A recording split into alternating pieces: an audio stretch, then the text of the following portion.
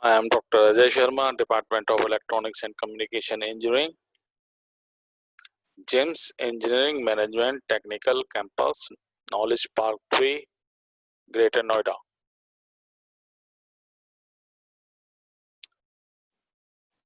The subject that I teach in this semester for BTech 5th semester students of ECE branch is digital communication.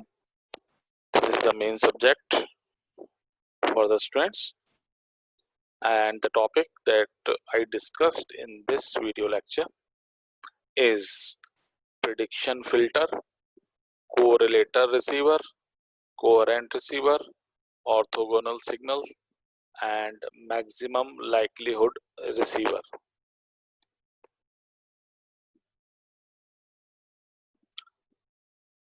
Prediction filter. Actually, this prediction filter used in differential pulse code modulation system that we already discussed in unit number 1, right? So the student is already familiar with differential pulse code modulation and what happened in differential pulse code modulation and why differential pulse code modulation is superior with rather than PCM system. That sometime what's happened when you just take the samples and sometime after quantizations the sample are at the same voltage level.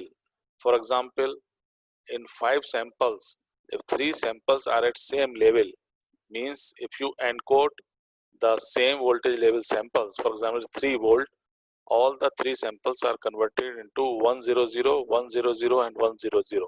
So there is a redundant information we get.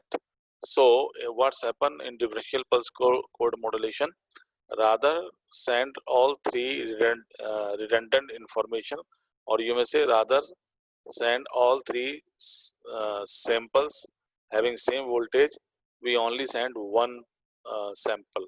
In this way the number of bits are less, so the bit rate is also less, so less bandwidth is required to send the signal. So whatever the redundancy that we have in pulse code modulation, then we can deal in this manner. So the sample having the same amplitude or same voltage levels, then we send only one out of many. So for the samples that are highly correlated, means the sample that are somewhat same at the same level, right? So for the sample that are highly correlated, when encoded by PCM technique, have redundant information behind, right? So to process this redundant information and to have a better output, it is wise decision to take a predicted sample values assumed from its previous output and summarize them with the quantized value, right? Try to understand that. Sometime actually we also utilize the prediction filter, and what this prediction filter do, actually it can predict the next sample with the knowledge of previous sample, right? I once again repeat what's happened in that uh, uh, decision to take a predicted sample value assumed from its previous output and summarize them with the quantized value. Such process is called differential pulse code modulation technique. So the predictor, what's the predictor do? Predictor assumes a value based on the previous output, right?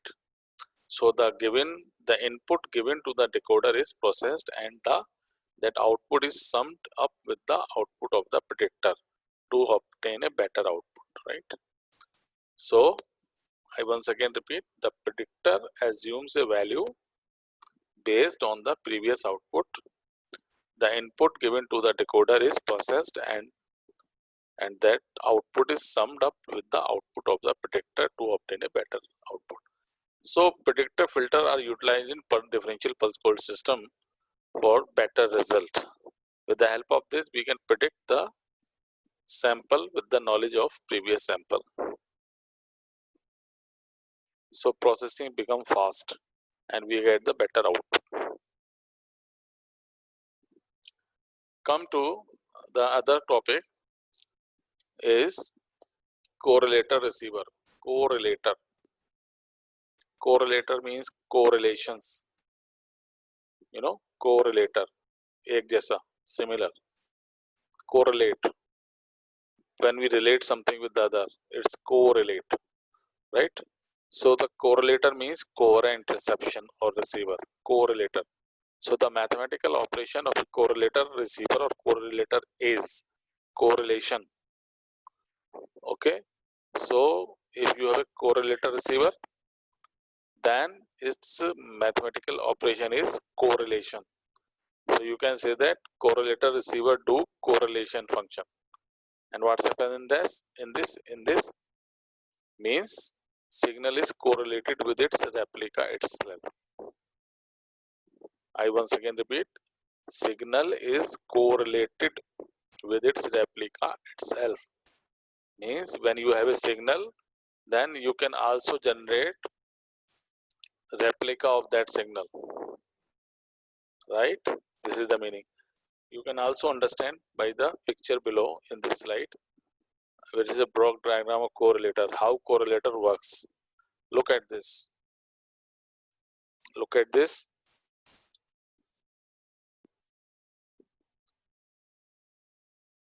This is your input noisy signal.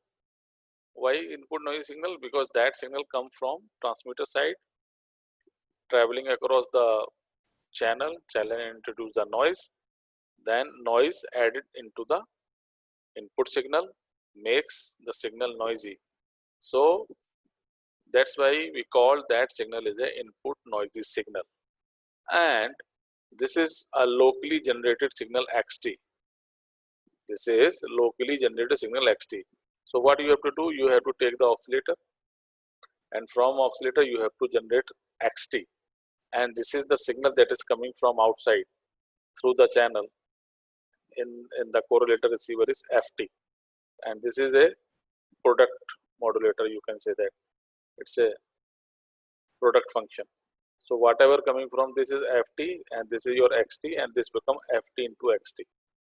Look at this, ft into xt. This is ft, input noisy signal, and this is locally generated signal xt. Now this particular ft xt, is the input of this integrator circuit, right? So what's happened? This integrator circuit integrate this ft into xt. So we will get yt, right? So yt is the output actually. This yt is the output. Y small t is the output that is coming from this integrator circuit, and this is the input. So yt is the output of this input ft xt. Now this yt is to be sampled at time duration t is equals to t, and t is the time period of pulse or your signal, which is a pulse. In digital communication, the signal is a pulse having duration capital T. So t is equals to t. After sampling as t is equals to t, then this particular correlator receiver takes the decision on the basis of what that receiver integrate, what that receiver gives the output. On the basis of that, this particular receiver compare the output yt with the threshold and gives the result yt. This yt is equals to 1 if this yt is above threshold. This yt is equals to 0 if this yt is below threshold. Is that clear?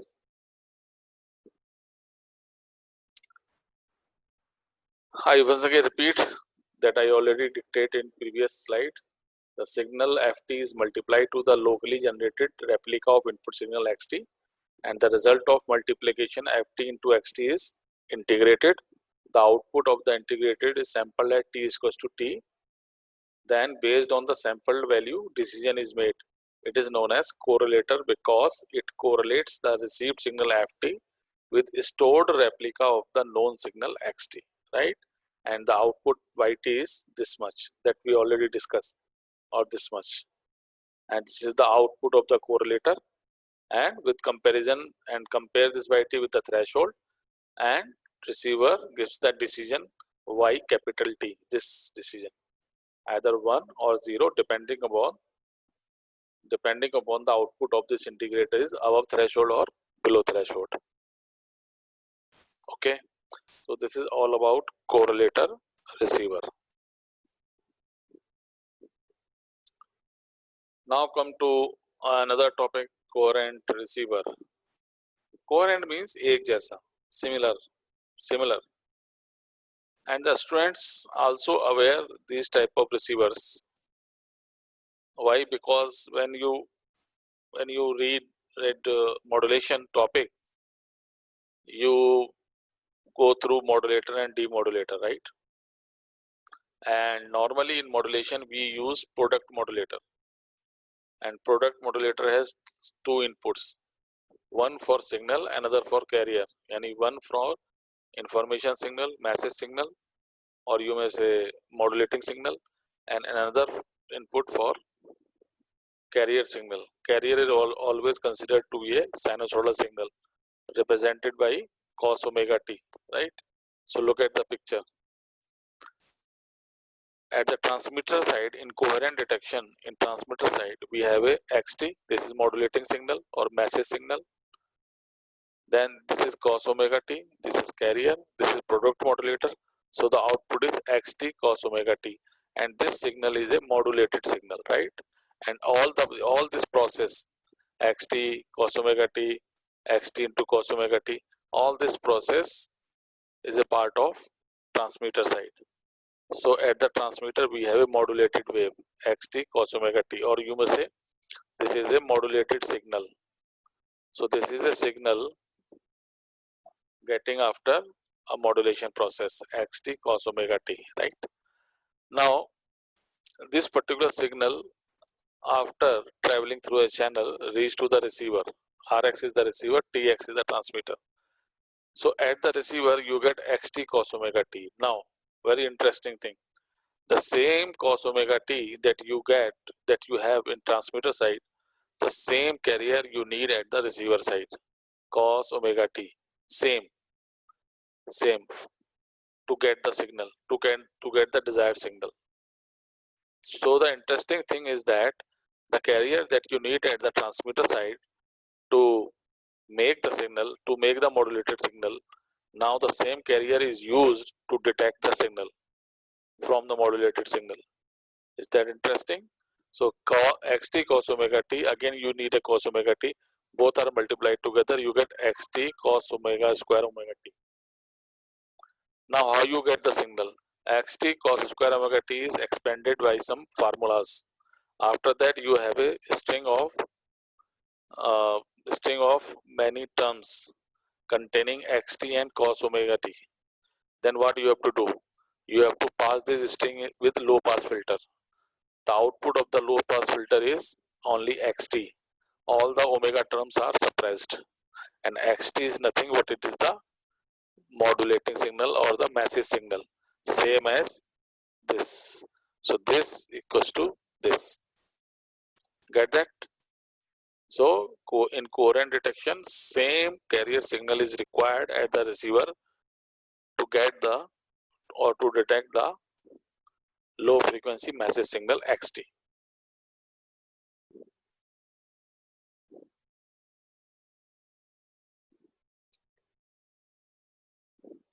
Now come to the orthogonal signals. The autocorrelation function provides a measure of the similarity between signal and its own time delayed version. Autocorrelation means you have to compare the signal with its replica after a certain time interval, right? So in a similar way, we have used the cross correlation function as a measure of the similarity between one signal and the time delayed version of the second signal.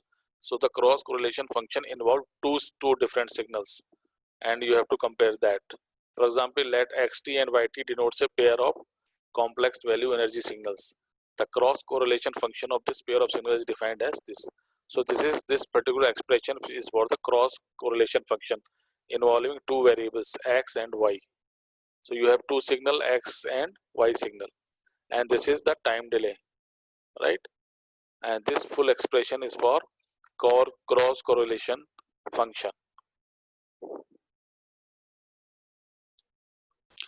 Now we see that if the two signal xt and yt are somewhat similar, if xt yt are similar, then what's happened? Then the cross correlation function rx y tau will finite over some range of tau, therefore providing a quantitative measure of the similarity. If what's happened? If xt yt are similar, means xt and yt after certain time are similar, then the energy signal xt and yt are said to be orthogonal over the entire time interval.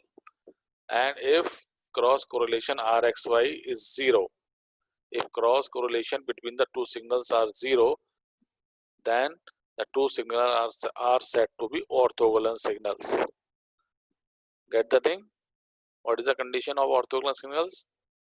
Two signals are said to be orthogonal if their cross correlation is equals to 0. And this is the expression of cross correlation relation, and this is equals to 0. Then the two signals are said to be orthogonal signals. I once again repeat that if the cross correlation between the two signals, one signal is xt, another is the yt, after certain time there is a time delay between the two is denoted by tau, then xt and yt represent the energy signals. If you take the cross correlation between these two xt yt, and if that come to 0, then we say that the two signals are orthogonal signals.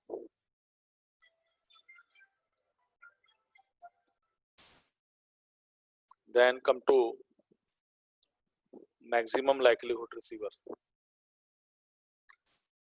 There is some detection criteria at the radar system. Most of the time this maximum likelihood receiver used in radar system to detect the target, right? So detection of a signal is equivalent to deciding whether the receiver output is due to noise alone or to signal plus noise. So in radar system we have to detect sometime we have to detect noise, sometime we detect noise plus signal, right? So this is due to the on the basis of that we take the decision. So sometime human operator is to take the decision on the basis of that.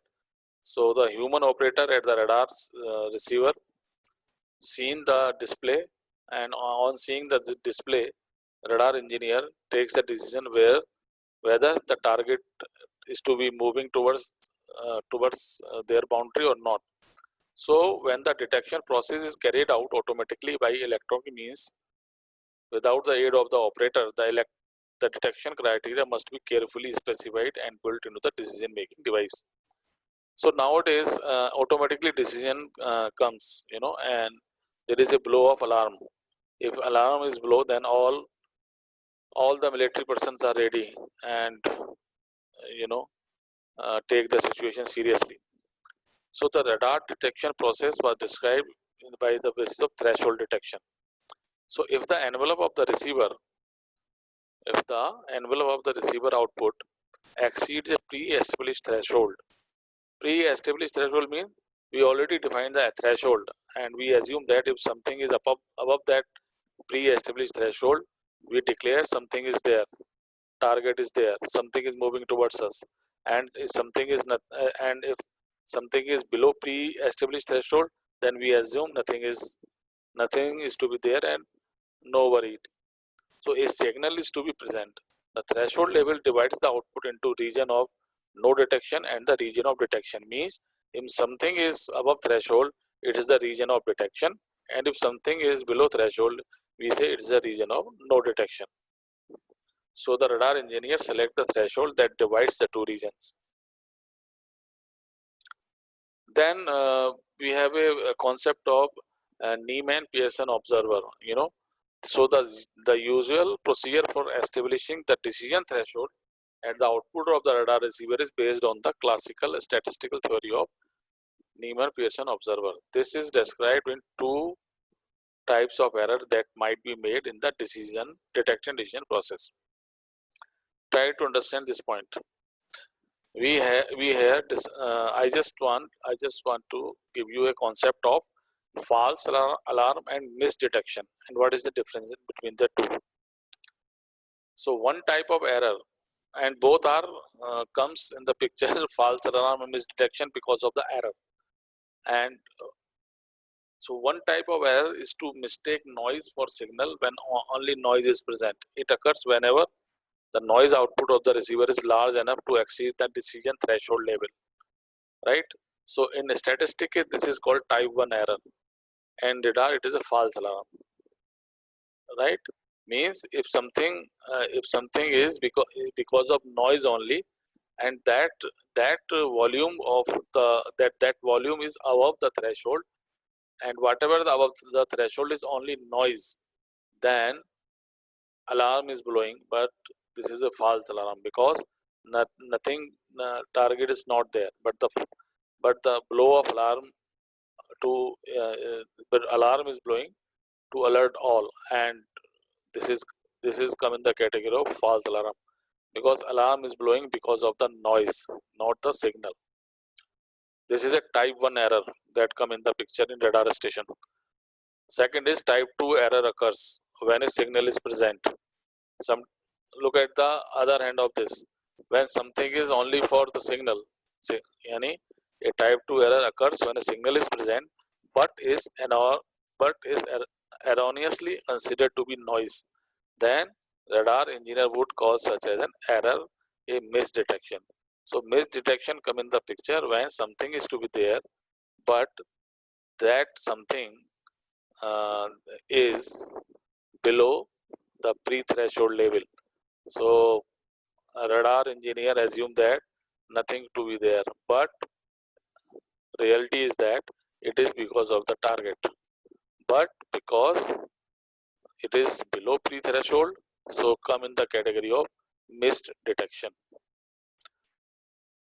So it is desired to minimize both error, type 1 error and type 2 error. So we have to minimize all these two errors. Come to likelihood ratio receiver. It is a ratio. So the likelihood ratio is a statistical concept that has been used in radar detection theory and information extraction theory to model optimum decision. So it is defined as the ratio of two probability density function with and without signal present. Means ratio receiver, likelihood ratio is the ratio of power density function. At numerator we have a power density function because of signal and noise, and denominator we have a power density function only because of noise. And what we want actually, what we want the likelihood ratio, that is VL. Look at this, this is VL, PSN upon PN. We want to maximize this. How we maximize this? The likelihood ratio is a measure of how likely it is that the envelope V of the receiver output is due to the signal plus noise as compared with the noise alone. So the likelihood ratio should be sufficiently large to minimize both the errors, error 1 and error 2, right? So we always want to maximize this ratio to minimize the error, to minimize the false alarm, to minimize the misdetection, right? So maximum likelihood receiver work on that principle. Thank you very much.